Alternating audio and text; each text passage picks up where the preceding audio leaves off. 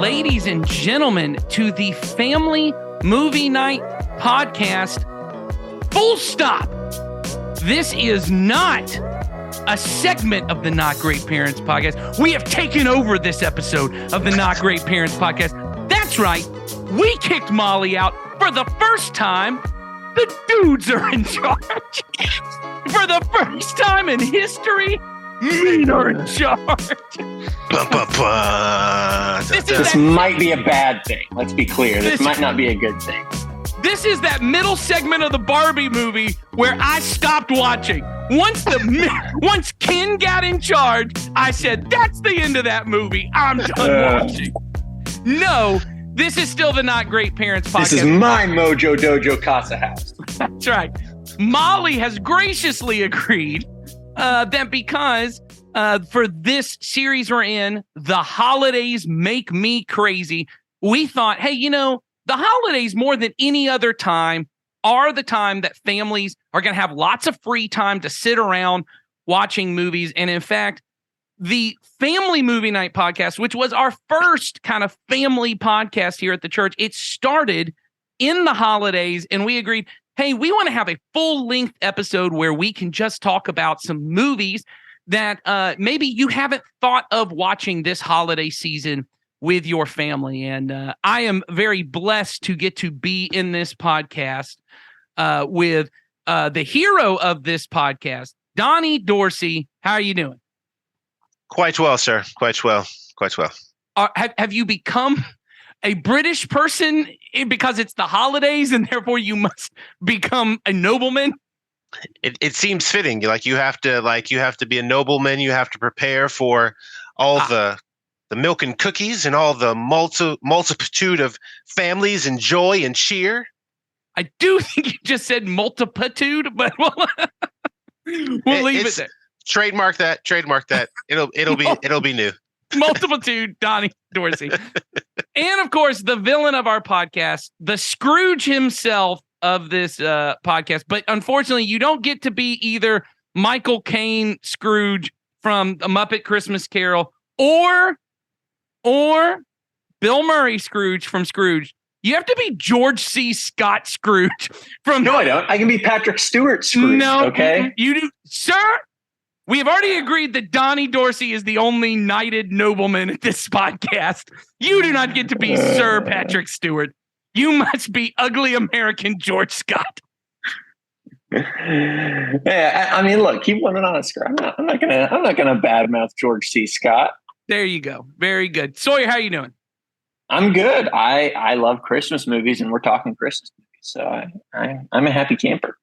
And we covered a lot of Christmas movies in our tenure on the Family Movie Night Podcast, and we introduced some to each other that we had not seen. I had seen Klaus before, but Klaus has now become an instant classic in our home. We have to watch Klaus every year, and it really is a part of Family Movie Night Podcast. That's just an excellent movie. Were there any that we covered that you guys just have specific fond memories of talking about? I mean, we had Unaccompanied Minors and obviously Home Alone. That was our very first episode. Elf. Yeah. Jingle Jangle. That was a fun one. That's the one I was trying to think of. I like that one. I love the whole musical element to it and things that. I love stuff like that. That one's fun. Yeah. So here's something that's interesting. I want to start by just talking about what are the movies when you think of Christmas? What is I call it your Christmas canon, right? Not like Christmas, like boom canon. I mean, one in canon. Like these are the movies that you go, it doesn't feel like Christmas until we've watched this movie. I'll start and just say, I asked my girls right before we filmed, talking about movies on the podcast, and in unison, they all said, Home Alone. You got to talk about Home Alone. But here's what's interesting, and this is what kind of came to something we're going to do later in the movie. I asked them, which one? And they said 2. Home Alone 2, Lost in New York, is their Home Alone. Interesting. They love, and I remember really loving the one because he's in the hotel, he's in New York City. That is a good one. I'm not taking anything away from Home Alone 2. Home Alone 2 is a solid home. It's probably the only good sequel to Home Alone. Home Alone 3 is, I would say, is acceptable, but is not great. It's just tonally different. But Home Alone is the one in my family, my girls, that might be their favorite movie of all time. So, Donnie, what is your like? You gotta watch it. It's Christmas. We gotta watch it. Well, it's definitely The Grinch, and This Christmas, and yes. it's just well done, and my kids love when we quote the Grinch's talking about his schedule. 5 o'clock, Yes. jazzercise. Like stuff like that. We just oh my gosh, we quote that all the time, and it's every time we watch it, it's just laughter, and it's just fun, so much fun. That's really good. I haven't thought about This Christmas in a while. That may be one that we need to introduce this year. I don't think we've watched that and with the kid. That is a fun movie. It really is. Like so many different things. There's so many elements that they approach, and it's just. I mean, if you're going to tell me that Regina King, Delroy Lindo, and Idris Elba are in a movie together, I don't care what that movie is about. That's a movie I want to be a part of. That's a movie I want to watch. So. Very good. Sawyer Hewlett, what are your Christmas canon movies? What are the movies that doesn't feel like Christmas without them? So this is difficult because I have 31 movies right here that I would say are Christmas canon to me, but I'm not going to take time to go through the entire list right now. Here's what we're going to do. I'm going to just call out a number and you tell me what's on it. Oh, okay. Okay, so 31. So we're going to let's start with 31. What's at the end? Trading Places. Oh yeah, that does take place. I will say, not a family movie though. Not a family movie at all. For those of you, not recommending that one. No. I just know how parents and like once again, elder millennial, Gen X, you're like, I remember that movie being lots of fun, and you sit down to watch it with your kids, and you're like, oh, this was a bad decision. Yes, it would be. So that's exactly what my parents did, just so you know. Yes, that's always how movies were. They're like, I did not remember this was in that movie. So, all right, let's do this. 13. When Harry Met Sally. Oh, does that take place at Christmas? It's like a fall movie. It ends at Christmas. Okay. All right. Well, I mean, this is your Christmas canon. I'm not judging it. I was just asking. I didn't know how it. I usually watch When Harry Met Sally at the beginning of December. So it's more like a Thanksgiving-ish movie, honestly. Okay. Very good. All right. And we'll do two more. So let's do number 22. Sawyer's having to count for those of you. Yes, I don't have this thing numbered is the thing. The Muppets Christmas Carol. Okay, that's on mine too. I'll say this, and I talked about this in our second episode of the Family Movie Night podcast where we talked about the Christmas Carol movies. I had never seen Muppets Christmas Carol before, and I fell in love with it, man. I just thought this was movie. Excellent Christmas Carol. And one of the better, I am a Christmas Carol-aholic. I love the story of Christmas Carol, and most Christmas... I have 3 Christmas carols on this list. Yeah, Scrooged, got to be on there. Yeah, and Mickey's Christmas Carol. Okay, I do not respect you, but you have lost all my respect at this point. I don't know what that is. I'll tell you this. I actually do think it's the one that's about Scrooge McDuck. Yes, I do think I watched that the year that my family moved into the house that now I live in. We had a little TV while we moved in at Christmas time. My mom was setting up the Christmas tree, and I have a distinct memory of watching that movie. So very nostalgic. All right, last one. Let's do number 3. What's your third? Children of Men. That's a great movie, and it does take place at Christmas. There's just and it is about the miracle birth of a child. It is about the miraculous birth of a savior. Okay. I'll just say this: don't watch that movie with your kids. Honestly, don't watch it with your kids. Don't watch it with anyone that you love or care about. This movie is dark and will make you. It will not make you think at the end of it. Oh man, isn't it great to be alive? It'll make you think like maybe this whole experiment was a bad idea. Maybe humanity was just a bad idea. But it's so good. It's a really good movie. I remember not really knowing what that movie was about. I was 17 years old when it came out. My now wife, Jennifer, and I were dating.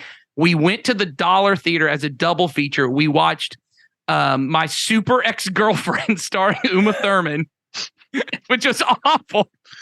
And then we went to watch Children of Men and rode in silence afterwards for the next 45 minutes on the ride home. It was a good movie, but just, it's super dark. Okay. I will say this. Okay, I'm actually going to save this for my go to bat movie. Because this is going to be our next segment. So I agree with all the ones you guys said. I've got my own list of, I think I'm up to 38 now because not everything's available on streaming. So I'm going to have some alternatives. It's my fantasy draft of Christmas movies. We try to watch a Christmas movie every day from Thanksgiving to Christmas. Doesn't always happen, but we try to get close. But what we're going to do now is I want us to get an opportunity because really here's our goal of doing this episode. And like we said, we're in this series called The Holidays Make Me Crazy. And we know that the holidays do that. You're busy. You're stressed. You're trying to cram all these events in. You're trying to cram all these family functions in. You're trying to cram all your spending in, right? And you're trying to get that one perfect Christmas moment where everything kind of fades away and it made everything worth it. Well, you're not going to get that. That just doesn't happen the way that you want it to. But what you can do is, this is often a time of year where people are off work for longer periods. This is a period of time where you may have family in town and you're trying to entertain people. And we want to encourage you to make sure you have some time for you and your kids to just sit and do an activity together where people are not looking at their phones.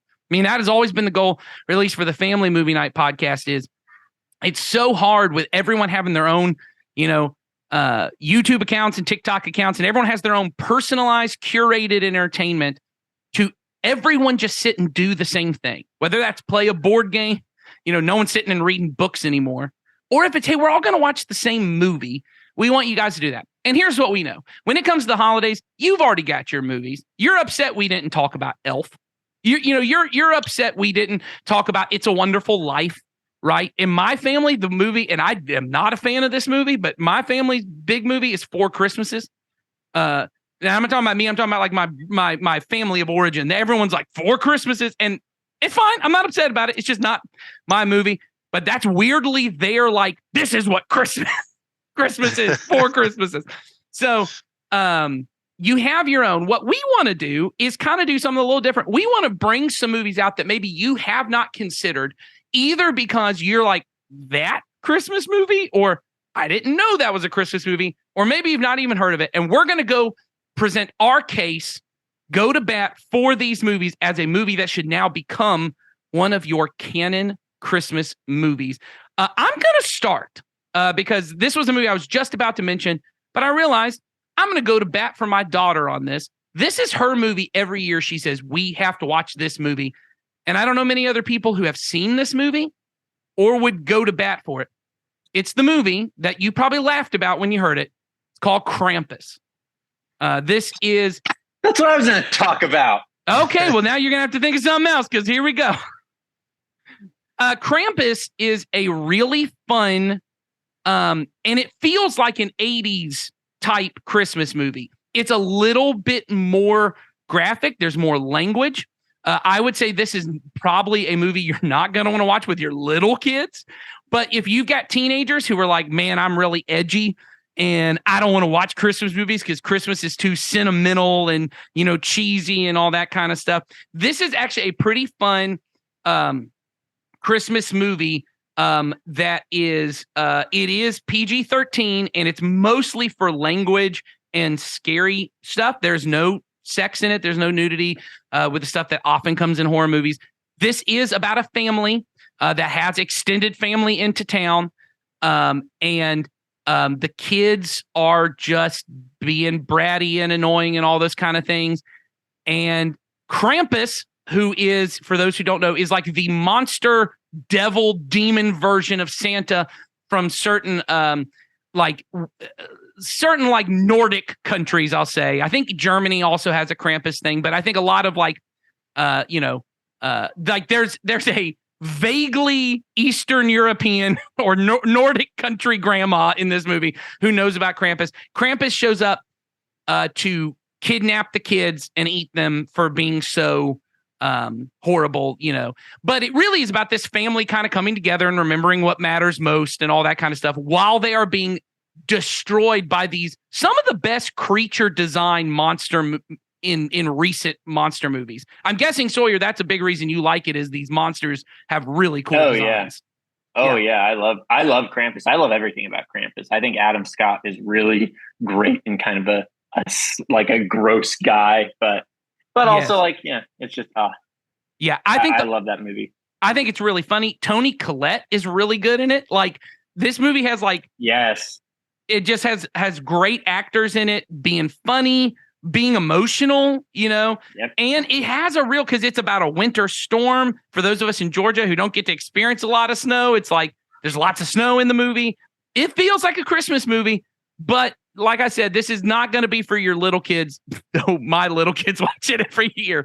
But I think if you got older teenagers that want to see, it's a fun kind of scary movie that will not scare them too much, but will make them laugh and have a good time. So that's my going to bat. I think you should try Krampus with your older kids. So, Sawyer, what movie are you going to bat for besides Krampus? Yeah. So there is a good chance that a lot of people already watch this as a Christmas movie, but maybe you don't. Maybe your kids are just getting into those teenage years and you're looking for something to watch with them. I would encourage you to throw it back to the good old 1900s for this one, in the 1990s with Tim Burton's Batman Returns. Okay, here's the deal. Good choice. Here's the deal. Look, I don't know who watches this movie still. I know Nathan does. I know that I do. I know that I saw this movie way too young. This is just one of those movies that I think my parents were like, it's a Batman movie. Sawyer will like that. And they were correct. I loved Batman Returns. And now I watch it and I'm like, why was I allowed to watch this at 6? Yeah, it does feel a little grown up but so does honestly the first Batman movie. This is definitely PG-13. Once again, there's nothing too inappropriate for your teenagers, but yeah, it might be awkward to watch. If for those of you who do remember the movie, Michelle Pfeiffer as Catwoman licking Batman's face might be too much for your 5-year-old. But yes, correct. But you're teen. I think you're middle school, high schoolers. Yeah, and it's honestly fun. The highlight of the movie is Danny DeVito as the Penguin, who scared me to no end as a child. Oh my gosh, there's a part where he bites a guy's hand, and it scarred me for life. But I love this movie. It's the really best great. Batman. I still stand by. I think it might be my favorite Batman movie, and I know you're a Batman Mask of the Phantasm guy who comes out, and I really like that movie too. This one I love because it's the least Batman movie. It's a movie about Gotham City that Batman really happens to be a part of. The main characters are really the Penguin and Catwoman. Yeah. And it's just a really, I could not agree more with Sawyer, especially if you've got kids who like superhero movies. My kids do. It's very different superhero movie from what your kids have seen. But even though it's older, I think it'll stand up. Maybe not for like your 15-year-old who thinks everything is stupid. But I think if you've got 11, 12, 13-year-olds, it moves fast. And because it looks different than anything else, it still looks good. It just looks different. I think even the 15-year-olds will be able to understand this looks very interesting compared. Because it looks so, it's in the name of the city. It looks gothic and dark and gloomy. Honestly, it looks like the opposite of Christmas, but that's kind of why I love it also. It's a Christmas movie that is contrarian. I'll say this. I'll throw this out there. I think it's the reason that things at Christmas kind of work the way they do. There's something magical about Christmas, about the kind of midwinter feel of the trees look creepy because there's no leaves on them. They look sharp and scary if you're out at night. And if there's snow on the ground, the moonlight, it's like the ground itself is glowing. There's something a little creepy about nighttime at Christmas anyway. And so I think movies like Krampus and Batman Returns, they kind of play on that. And I think you get it. And so it feels Christmassy. It's just a different aspect. So totally agree. Donnie Dorsey, what's a Christmas movie you want to go to bat for as being one people should watch?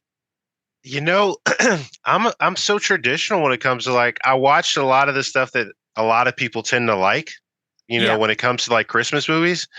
So I think what I'm going to do is I'm going to take a what I think would Okay. be something that I would go to bat for. All right. Let's hear it. I like this. Good setup. Iron Man 3. Good choice. Good choice, Don. Good choice. Yeah. Good. That's an excellent one. All right. People I may have not that on the list. It's on my list as well of ones. Yeah, Iron Man 3. I think we're getting into some good territory here because this is one of the, I think, underrated MCU movies to begin with. I think a lot of people kind of like to poo-poo on this movie. Yep. So I like it. And a lot of people don't remember about it that it is set at Christmas. Mhm. And Well, it came out in May. yeah, So but I mean that doesn't help it. every Shane Black movie is set at Christmas. This one though has Iron Man making bombs out of ornaments. The at the end of the movie, there's a giant Christmas tree in the background. Yep. There's that giant Christmas rabbit he buys for Pepper at one point. So, Donnie, why are you going to bat for this movie? I love the whole vibe of like the fact that you get to see this person who, because during Christmas, you kind of have two feelings. You're either really excited when Christmas comes around because it's the time where you're around your family, or you're like, oh my gosh, I have to be around family. And like in that movie, Tony is he's at that point where he's just by himself. Like he has to spend a lot of time dealing with like being lonely. Right. And I think a lot of people can relate to those feelings of Christmas not actually always being the most upbeat feeling in time. And I think watching those type of things, it kind of reminds you, it's like, okay, one, I'm not alone in how I feel and the things that I experience, but also, it's Tony Stark. He's so like, he's charming and all the things he does. And so you just you just fall in love with him and where he is at that moment as he kind of grows. And, it's just, yeah. And honestly, I'm very nostalgic for that movie in terms of it's one of the last times if you're an MCU fan, if you like superhero movies, but you're kind of getting like overwhelmed with how much superhero stuff there is. Yeah. It's a time where this is a movie that's just about Iron Man. It's not about all the Avengers. It's not about cosmic battles. It's just about this dude. And, we're talking about holidays make me crazy. It's a dude who's dealing with panic attacks and PTSD and like learning how to, live with something traumatic that happened to him. So I was not expecting to talk about Iron Man 3, but good choice, Donnie. I am fully on board with that.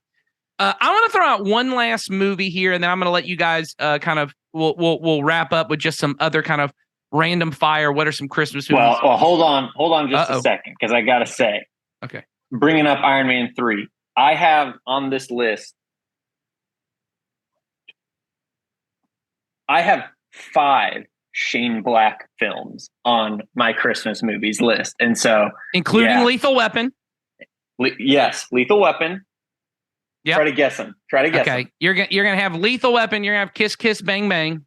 Yes. Iron Man 3. Yes. The Nice Guys. Yes. Long Kiss Goodnight. Yep. Everyone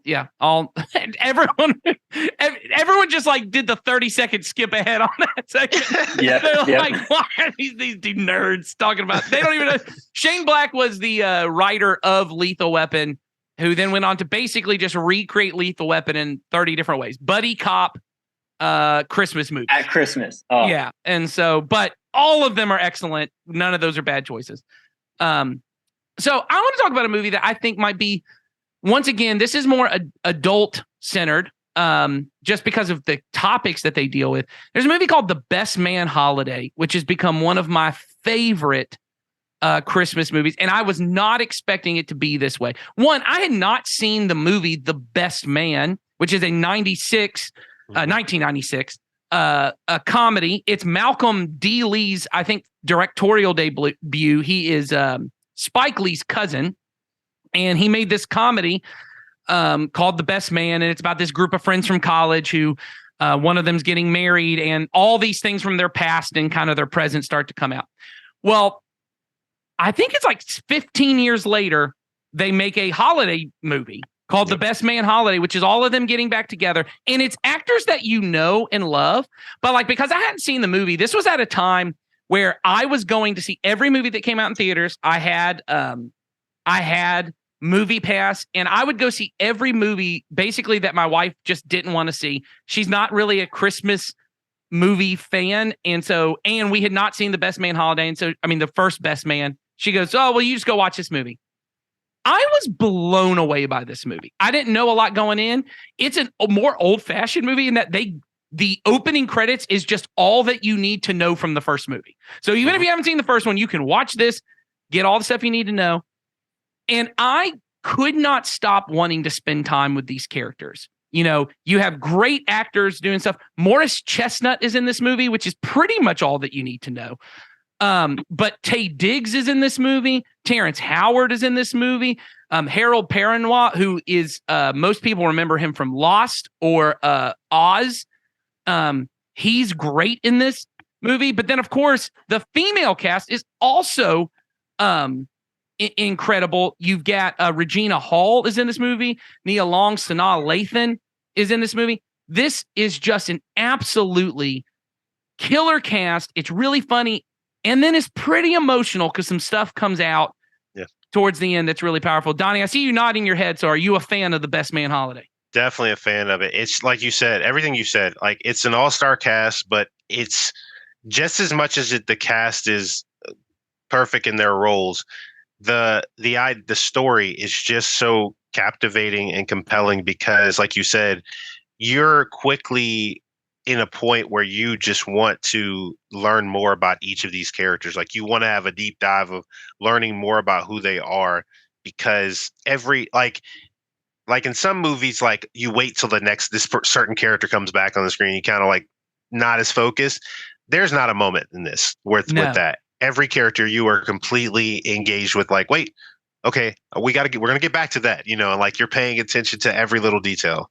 All the relational dynamics are good and you're wrapped into it by the end. And I just think, once again, it is R-rated, and I think it's R-rated primarily because of the content that's in it. And I don't mean like there's nothing visually, there's nothing that I think is too inappropriate, but it may be stuff you don't want to talk about with your kids because there's a lot of conversations that are had and a lot of jokes. But I think for you as a couple to be able to watch this movie and to have kind of it's sweet, it's romantic, it's funny, and then it's pretty emotional. This is a movie I always recommend. So let's get to kind of lightning round. Our Zoom meeting is telling us we have 6 minutes left to record, so we're going to be done quick here. What are just some movies you want to throw out? I'll just start with both the Paddington movies. First Paddington, I think, actually takes place at Christmas, but the second one, just because it's London, there's something about London that feels like Christmas. So both Paddington movies, watch them. You can't go wrong. Sawyer, you got some movies you want to toss out? Yeah. I mean, I always kind of going back to the first segment, and I might have mentioned this one back then, but I can't remember. It's been so long since we talked about that. Jingle All the Way. Definitely one for me. Definitely was going to say that one. Okay. Yeah. I'll be in the minority on this one. Don't watch Jingle All the Way. But I will leave it at that. My other two co-hosts can go on. I got Jingle All the Way on here. That's a great one. Okay. Here's a relatively unconventional one I could have talked about. The Disney Plus show Hawkeye. Good Christmas entertainment. Yes. I agree. Let's see what else. Honestly, look, I mean, more obvious stuff. The Santa Claus, Tim Allen in the 90s at the height of his powers. What more? I'll leave it there. Those are some good things. That's some good entertainment. I will say, I think the Santa Claus has kind of become, I think it's a canon movie for most people. At least the first one. I think so too. At least the first one. And I'm good with you having that on there. I'm just saying, I don't know how unconventional it is because I think most people. Oh yeah, it's not unconventional at all. I don't think. Yeah. Donnie, any other ones you want to throw out? I'll throw out Arthur Christmas. Oh yeah, I do like Arthur Christmas. That's a fun one. I throw out Mall Cop. Paul Blart Mall Cop. Yes, Paul Blart Mall Cop. We watched that last Christmas. Yes. Trying to think of definitely the Santa Claus is like when you said that I immediately was like on board. One that I I want to watch again, because I don't think when I watched it I appreciated it as much, is the Tim Burton's The Nightmare Before Christmas.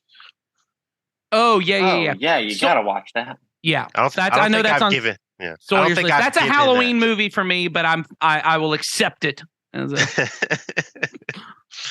very good. Yeah, actually, and also your family's one, Four Christmases. I actually love that one just as well.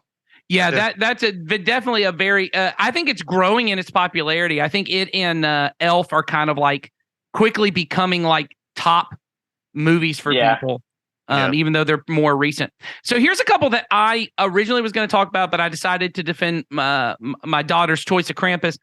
There's a movie called Millions, which is on Disney Plus, at least it was last year. It's from 2004. It's set in a fictional British universe where the British did accept the euro over the pound, and it is the transfer of when you have to turn all your pounds in to get the euros.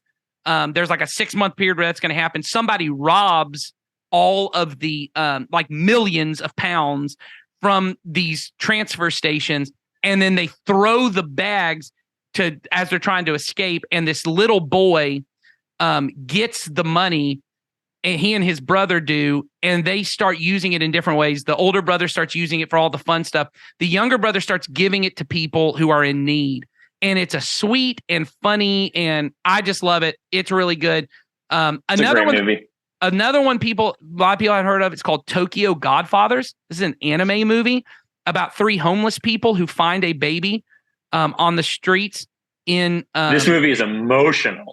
Yeah, this movie is one of my top animated Christmas movies, and I think you should watch. Once again, even though it's animated, I think it's gonna have to be your teenagers and up. There may be some things that are just honestly about the world. Nothing I think that's like too inappropriate, but it's just kind of heavy. You may not want to at Christmas have those conversations with your kids, but I do think your teenagers will really enjoy it, and I think you will as well. And so I think we've given you plenty of movies, but most importantly, we really just want you as parents, as not great parents, to really pursue, hey, during this time, I'm not going to pursue all the greatness of the holidays, of trying to have more events, bigger presents, more expensive things, more lights, more XYZ.